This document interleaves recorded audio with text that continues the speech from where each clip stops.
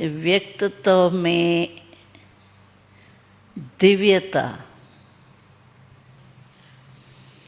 तो आप सब जानते हैं, अनुभवी है कि जिसमें दिव्यता होती है वो आत्मा सभी को बहुत प्रिय लगती है। और देखा जाए तो मानव जीवन की विशेषता ही दिव्यता है। आप बिजनेसमैन हैं, मेजॉरिटी देवताओं को मानने वाले हैं, तो देवताएं जड़ चित्र है। चैतन में होके गए है वो तो ठीक है, लेकिन इस समय तो जड़ चित्र है। फिर भी आत्माओं को क्यों अपने तरफ खींचते? चित्र को बनाने वाला जो चैतन मनुष्य आत्मा है, उसको कोई नहीं पूछता, लेकिन जिस दिव्य मूर्ति को बनाया वो कितनी आकर्षित करती है। तो वो भी मनुष्य रूप में, लेकिन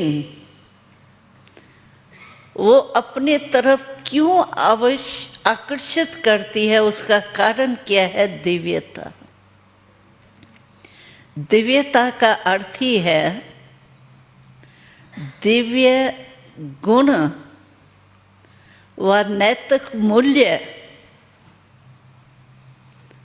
अपने जीवन में धारण किया है, इसलिए वो दिव्यता अपने तरफ आकर्षित करती। तो ऐसे ही अगर हम सब भी अपने में दिव्यता धारण करें तो हम भी कितने महान बन सकते। हम लोग उन महान आत्माओं का पूजन करते हैं, गायन करते हैं, कीर्तन करते हैं। माँ माँ को कितना पुकारते हैं, लेकिन माँ चाहती क्या है हमसे? आप सोचो, मानो आपका कोई बच्चा है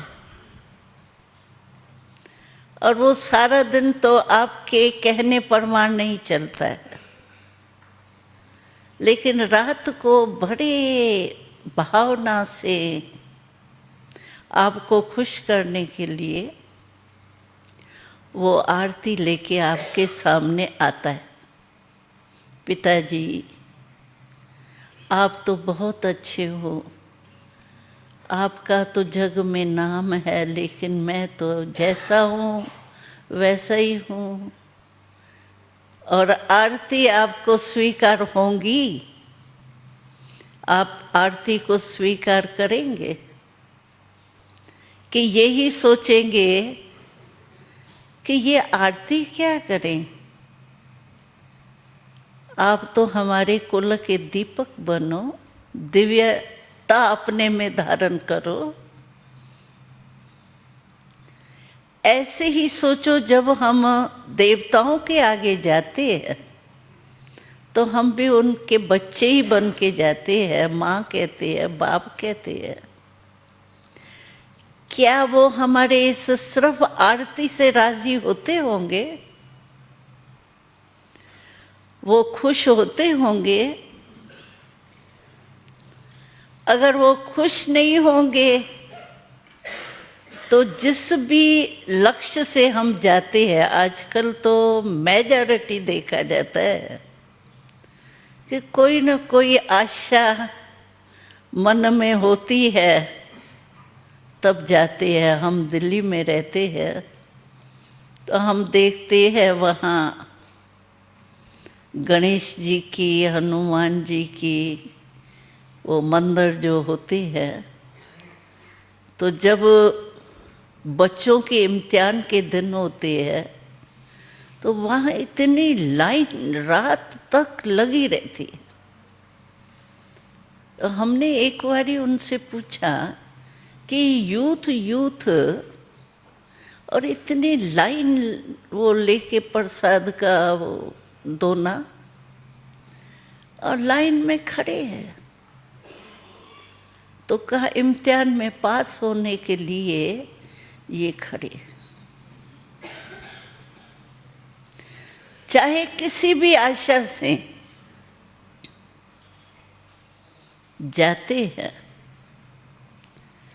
लेकिन आशा पूर्ण तब होती है दिल से। मजबूरी से कोई बच्चा बाप के पीछे ही पड़ जाता है, ये आपको देना ही है, करना ही है, तो वो मजबूरी की देन जो होती है वो और होती है।